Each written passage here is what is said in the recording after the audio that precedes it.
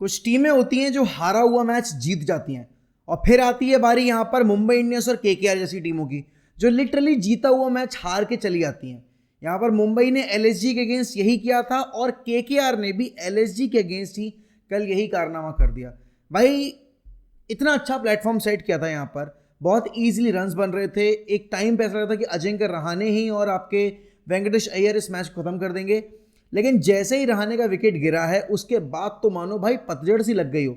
जैसे आपके पतझड़ के मौसम पत्ते झड़ते ना पेड़ से, वैसे ही केकेआर के बैट्समैन एक के बाद एक आते गए और एक के बाद एक वापस जाते गए। बट मुझे कोई लॉजिकल रीजनिंग इस चीज़ का ये दे दो कि कैसे रिंकू सिंह आपके नंबर 8 पे बल्लेबाजी करने आ रहे हैं और उनसे ऊपर आपने यहाँ पर आंद्रे रसल को भेजा जिनका बल्ला चल ही नहीं रहा।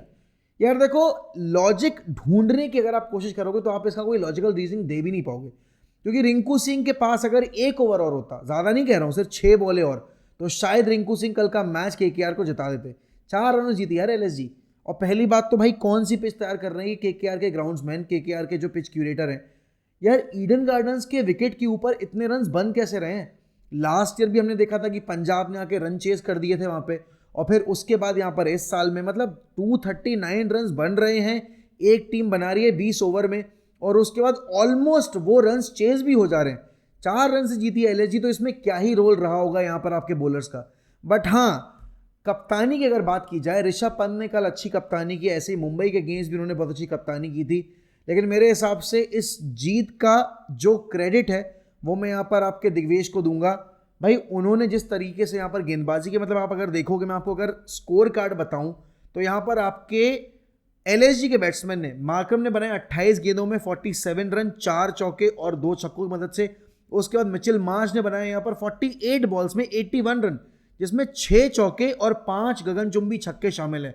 और फिर निकोलस पूरन ने तो धुआं ही निकाल दिया भाई आपके यहाँ पर केकेआर के बॉलर्स का। उन्होंने महज 36 गेंदों में बनाए हैं यहाँ पर 87 रन, और वो नॉट आउट थे। अगर एक ओवर और मिल जाता तो भाई साहब अपनी सेंचुरी पूरी कर लेते, और उस इनिंग में यहाँ पर उन्होंने 7 चौके और 8 ताबड़तोड़ छक्के मारे हैं, ग्राउंड के बाहर भेजे हैं। फिर आपके अब्दुल समद ने महज 4 बॉलें खेली, 6 रन बनाए हैं, और फिर डेविड मिलर ने यहाँ पर 4 बॉलें खेली, उन्होंने 4 रन बनाए हैं। एक्स्ट्राज अगर आप बात करोगे तो यहाँ पर 13 एक्स्ट्रा दिए आपके केकेआर के बॉलर्स ने, और 238 का जो स्कोर था वो एक टाइम पे इतना बड़ा लग रहा था कि मुझे लगा था कि शायद चेज ही ना हो। लेकिन उसके बाद जब केकेआर ने अपनी बैटिंग शुरू की तो होप लगी, क्योंकि अजिंक्य रहाणे आई थिंक शायद उनको इतना क्रेडिट मिलेगा नहीं बिकॉज केकेआर ने मैच नहीं जीता, बट अजिंक्य रहाणे इस पूरे सीजन में अलग ही डायमेंशन में बैटिंग कर रहे हैं। क्विंटन डिकॉक ने 9 में 15 बनाए, सुनील नारायण ने यहाँ पर 13 में 30 बनाए, लेकिन उसके बाद अजिंक्य रहाणे और आपके वेंकटेश अय्यर ने एक ऐसी साझेदारी बिल्ड की जिससे लगा कि हाँ यार, कोलकाता ये गेम निकाल ले जाएगी और बहुत ही कंफर्टेबली निकाल ले जाएगी। मतलब 35 गेंदों में 61 रन की पारी खेली रहाणे ने, जिसमें 8 चौके और 2 छक्के शामिल हैं। फिर वेंकटेश अय्यर ने यहाँ पर उनको 23 करोड़ 75 लाख में खरीदा आपकी केकेआर मैनेजमेंट ने, उसकी भरपाई उन्होंने 2 मेरे हिसाब से मैचेस में कर दी है, एक अपने आप को प्रूव करके कि हाँ यार मैं बड़े मैच का प्लेयर हूँ। 29 बॉल्स में 45 रन बनाए, ऑल्दो ये पारी और बेटर हो सकी थी। जिस तरीके से उन्होंने रहाणे के जाने के बाद शॉट्स खेलना शुरू किया, बहुत ही ऊल जलूल शॉट्स थे, और इसी वजह से ये देखो क्या है ना, T20 गेम सबको लगता है कि आंख बंद करो, बल्ला घुमाओ, कनेक्ट हुई तो आप कुछ ना कुछ अतरंगी कर ही जाओगे। लेकिन नहीं यार, क्रिकेट होता है, सेंसिबल क्रिकेट ही आपको आखिर में जाके मैच जिताती है, और यही पॉइंट ऑफ डिफरेंस बना है आपकी एलएसजी और केकेआर के लिए। केकेआर में रमनदीप आए, उनको ऊपर भेज दिया रिंकू सिंह से। भाई क्यों? रिंकू सिंह आपका ट्रू मैच विनर है, आप रमनदीप को ऊपर भेज रहे हो, चलो ठीक है, रमनदीप आपका एक रेगुलर बैट्समैन है। Andre Russell batting ahead of Rinku Singh, what was that? Ramandeep ने आकर यहाँ पर 2 बॉल खेली, 1 रन बनाया। उसके बाद रघुवंशी आए, चलो ठीक है भाई, उस टाइम पे प्रेशर बढ़ गया था बिकॉज 3 जल्दी विकेट्स निकल गए थे, तो उन्होंने 4 बॉल पे 5 रन बनाए। अब यहाँ पर आंद्रे रसल जो ahead of Rinku Singh batting करने आए हैं, भाई साहब ने 4 गेंदों में 7 रन बनाए हैं और कुछ कंट्रीब्यूट नहीं किया। ये वो वक्त है जब केकेआर मैनेजमेंट अगर आपको रिटेन करे तो आपको उस चीज़ को प्रूव करना है कि आपके ऊपर भरोसा क्यों जताया गया। सुनील नारायण अपनी गेंदबाजी से, अपने बल्ले से किसी ना किसी एक तरीके से प्रूव कर देते हैं। आंद्रे रसल क्या कर रहे हैं? अगर आप आंद्रे रसल के बॉलिंग की भी कंट्रीब्यूशन की भी बात करोगे तो यहाँ पर आप देखो कि आंद्रे रसल ने भाई यहाँ पर अपने बॉलिंग से भी कुछ कंट्रीब्यूट नहीं किया। 2 ओवर में 32 रन दिए हैं, 16 की इकोनॉमी रन कंसीड किए हैं। हर्षित राणा ने यहाँ पर 4 ओवर में 51 रन दिए हैं। आपके स्पेंसर जॉनसन ने 3 ओवर में 46 रन दिए हैं। वैभव अरोड़ा ने यहाँ पर 4 ओवर में 35 रन दिए हैं। सबसे किफ़ायती गेंदबाज उनके लिए जो साबित हुए वो है वरुण चक्रवर्ती, जिन्होंने 4 ओवर में महज 31 रन दिए 7.80 की इकोनॉमी पे। अब आप यहीं पे अगर आ जाओगे एलएसजी के बॉलर्स में, तो भाई दिग्वेश ने जो बॉलिंग की है काबिल तारीफ है। विकेट भले ही ना लिया हो उन्होंने, एक ही लिया हो, लेकिन उसके बाद उन्होंने इम्पैक्ट क्रिएट किया, आई थिंक वो सबसे अहम था। उन्होंने रन्स को रोका और वहां फ्रस्ट्रेट किया आपके केकेआर के बल्लेबाजों को। अब देखोगे रवि बिश्नोई 4 ओवर 47 रन, आखिरी ओवर में यहाँ पर रिंकू सिंह के पास अगर 2-1 बॉलें और होती मैच जिता देते। उसके बाद आवेश खान 4 ओवर 45 रन, फिर आपके Shardul Thakur 4 over 52 run 2 wicket यहाँ पे, और आकाशदीप यहाँ पर 4 ओवर 55 रन 2 विकेट। वहाँ पर वेंकटेश अय्यर का विकेट लेकर उन्होंने प्रूव कर दी ये चीज़। But yes, on a whole KKR कल के गेम से खुश नहीं होगी, केकेआर का फैन बेस खुश नहीं होगा। आई थिंक केकेआर को ये स्ट्रेटजी उनकी जो है उनको चेंज करना पड़ेगा। भाई रिंकू सिंह को आप इतना नीचे नहीं भेज सकते। रिंकू सिंह यहाँ पर एक फिनिशर के तौर पे निकल कर आए थे 2 साल पहले। वो गुजरात वाला गेम कौन भूल सकता है, जब रिंकू सिंह ने 1 ओवर में 30 रन चाहिए थे और उन्होंने 30 रन मार दिए थे, 5 लगातार छक्के मार के।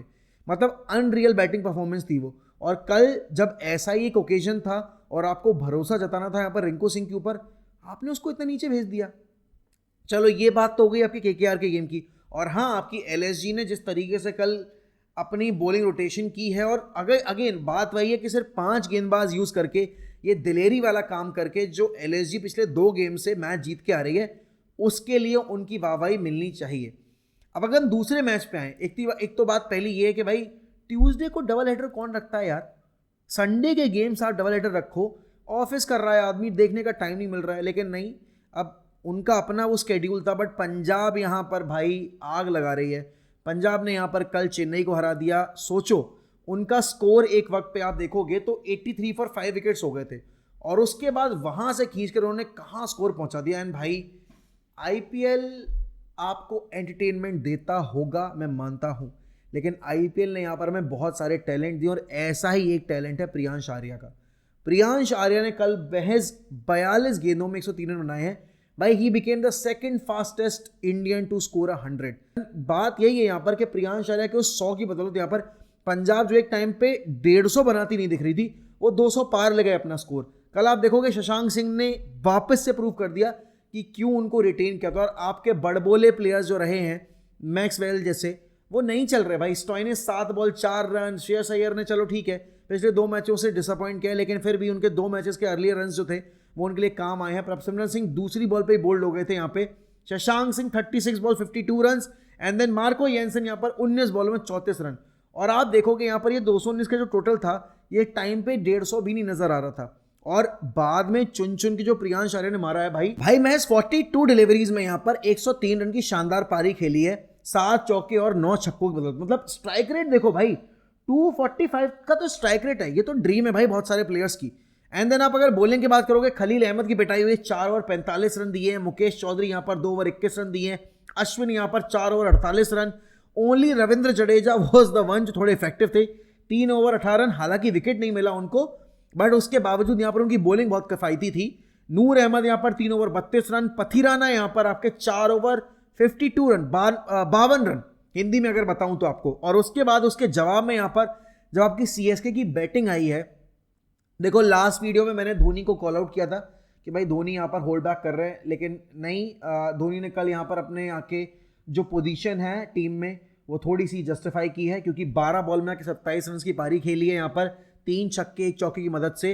रचिन रविंद्र ने बहुत स्लो इनिंग्स खेली एक बार वापस से। भाई देखो T20 का मैच आप खेल रहे हो और उसमें रचिन रविंद्र अगर 23 बॉल में 36 बनाने, तो ये किसी तौर पे आपको मदद नहीं कर रहा। डेवन कॉनवॉय आपके 49 बॉल्स में 69 रन हैं आपके, डिसेंट पारी है, बट स्टिल उससे बेटर हो सकती है। आप जिस स्कोर को चेस कर रहे हो, आपको एक बड़ा और एक अर्ली स्टार्ट, एक अच्छा स्टार्ट देना था, वो जो कि नहीं दे पाए आप। Ruturaj Gaikwad second game running disappoint किया कप्तान ने यहाँ पर, and Gaikwad is struggling pretty badly. कप्तानी का जो बोझ है वो कहीं ना कहीं उनको खाए जा रहा है, और कहीं ना कहीं लास्ट 2 सालों से जो परफॉर्मेंस आ रही है सीएसके की, वो भी उनके लिए एक बहुत बड़ा एक कंसर्न बन जा रही है। सारी अभी निगाहें यहाँ पर गायकवाड़ के ऊपर इसलिए भी क्योंकि अब गायकवाड़ ही डिसाइड करे कि धोनी कहाँ बैटिंग करेंगे कहाँ नहीं करेंगे, ऐसा देख के लग रहा है। ऑल्दो अभी भी धोनी डिसाइड कर रहे होंगे, बट स्टिल क्योंकि मैचेस नहीं जीत रहे हैं, और कप्तान के तौर पर यहाँ पर bowling changes, bowling rotation, field placement भी सही नहीं हो रही है। कल आपकी चेन्नई की टीम की फील्डिंग वॉज पथेटिक। एंड देखो बात यही है, टूर्नामेंट से मैचेस जीतने के लिए आपको यहाँ पर ये एक सेक्शन है जो गेम का वो हाईली इंप्रूव करना पड़ता है, इसीलिए टीम्स डिफरेंशिएट हो जाती हैं। यहाँ पर मुंबई ने 128 भी डिफेंड कर रखे हैं, क्यों? क्योंकि उनकी फील्डिंग बहुत अच्छी थी। टाइट बॉलिंग पे अच्छी फील्डिंग होना बहुत ज़रूरी है, और वो चेन्नई की टीम वहाँ पर कल नहीं प्रोड्यूस कर पाई। पंजाब ने भी कल थोड़े बहुत हाउलट किए हैं, जैसे युजवेंद्र चहर ने वहाँ पर वो कैच ड्रॉप कर दिया था, बट उसके बावजूद Punjab did make a comeback and eventually went on to win the game. आप देखोगे अब यहाँ पर शिवम दुबे ने 27 में 42 बनाए हैं, लेकिन आपके गायकवाड़ 3 बॉल में 1 रन। ये स्कोर चेज होने लायक था, ये चेज हो जाता, क्योंकि मुलनपुर का जो ग्राउंड है वो इतना बॉलिंग फ्रेंडली है नहीं। तो मेरे हिसाब से कल सीएसके ने डिसअपॉइंट किया। सीएसके के बॉलिंग रोटेशन सही नहीं थे, सीएसके ने बैटिंग जो ऑर्डर सेट किया है, और सीएसके की जो मेरे हिसाब से जो कोर है ना, बैटिंग कोर, वो उतनी अच्छी है नहीं, उतनी किफ़ायती नहीं है। They have to make some changes. Gaikwad को स्टेप अप करना पड़ेगा भाई, क्योंकि आप अगर कप्तान होकर भी रिस्पॉन्सिबिलिटी लेकर नहीं खेल रहे हो तो फिर यार सवाल तो उठेंगे, और फिर कप्तानी जाने का डर भी है। हालांकि सीएसके वो टीम नहीं है जो ये कर दे, लेकिन आपने देखा था कि रविंद्र जडेजा के केस में यहाँ पर यही किया था।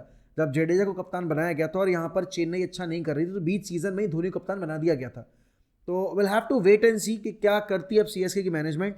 बट अगर मैं आपसे पॉइंट्स टेबल की बात करूँ यहाँ पर, तो भाई पॉइंट्स टेबल में तो अब गुजरात हो गई, और आपकी एलएसजी हो गई, और आपकी पंजाब हो गई, इन्हीं का बोलबाला है। पहले नंबर पे दिल्ली कैपिटल से 3 match 3 victories, Gujarat Titans 4 match 3 victories दूसरे नंबर पे। देन आपकी तीसरे नंबर पे royal Challengers Bengaluru 4 matches 3 victories और 3 बड़ी victories, CSK, KKR and MI.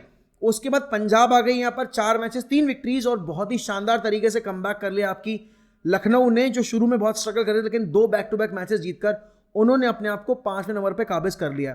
फिर आएगी आपकी केकेआर 6वें नंबर पे, फिर 7वें पे आपकी Royal Challengers Bengaluru, Rajasthan Royals, फिर Mumbai Indians, then Chennai, and then आपके अब की बार 300 पार वाली स्क्रीम लेकर आने वाली आपकी सनराइजर्स हैदराबाद।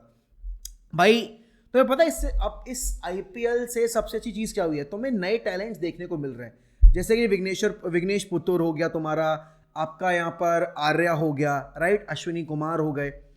अब प्रॉब्लम क्या है सबसे, कि ऑलरेडी इतना कंपटीशन जो है यहाँ पर आपके बैटिंग ऑर्डर में, वहाँ प्रियांश आर्या की पोजीशन कैसे फिट करोगे आप, अगर इस सीजन प्रियांश आर्या अपने को प्रूव कर दे। लेकिन एक अच्छी बात ये भी है कि आपके अगर अभिषेक शर्मा स्ट्रगल कर रहे हैं, आपके जायसवाल स्ट्रगल कर रहे हैं, आपके संजू सैमसन हो गए, या आपके शुभमन गिल हो गए, ये बल्लेबाज अगर स्ट्रगल कर रहे हैं, तो आपके पास प्रियांश आर्या एक बैट्समैन है जो कि तैयार है यहाँ पर।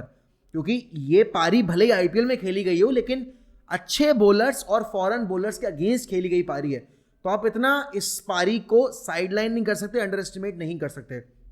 देखो सीएसके का, केकेआर का, आपकी गुजरात का, एमआई का भला हो ना हो, किसी टीम का इस आईपीएल से भला हो ना हो, या किसी इंडिविजुअल का भला हो ना हो, लेकिन यहाँ पर इंडियन क्रिकेट टीम का भला जरूर हो रहा है, क्योंकि इंडियन क्रिकेट टीम को और इंडियन फैंस को ये जो hidden gems of Indian cricket ये देखने का मौका मिल रहा है। क्योंकि डोमेस्टिक हम इतना फॉलो नहीं करते रेगुलर बेसिस पे, बट आईपीएल जब आता है it feels like a carnival, और हर कोई आईपीएल देखना चाहता है। मतलब अपनी सोसाइटी के हर सेक्शन से आप यहाँ पर देखो कि आईपीएल का इंटरेस्ट है।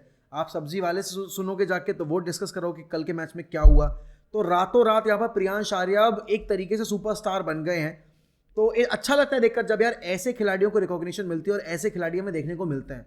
तो भाई आईपीएल चाहे किसी का भला करे ना करे, लेकिन इंडियन क्रिकेट टीम का भला ज़रूर करके जाता है। हर सीजन में हमें कोई एक नया खिलाड़ी मिल जाता है। तो लेट्स सी कि भाई आगे आने वाले गेम से पंजाब क्या करती है क्या नहीं करती है। बट हाँ भाई, केकेआर मैनेजमेंट को, मुंबई मैनेजमेंट को, राजस्थान मैनेजमेंट को एंड सीएसके मैनेजमेंट को अपनी स्ट्रैटेजी चेंज करनी पड़ेगी। स्पेशली सीएसके को डिसाइड करना पड़ेगा भाई उनको कब तक यही प्रोसेस फॉलो करना है। If Rachin Ravindra is not scoring runs at a good run आपका strike rate, then something needs to change.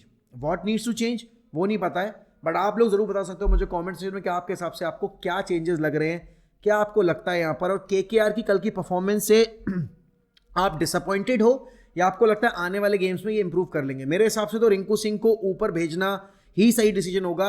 Andre Russell से नीचे बल्लेबाजी कराना रिंकू सिंह को, I don't think that's the right call. वो भी एक ऐसे रिंकू सिंह को यार जो अभी आपके लिए वेट कर रहा है कि भाई आप उस पर कब भरोसा शो करोगे।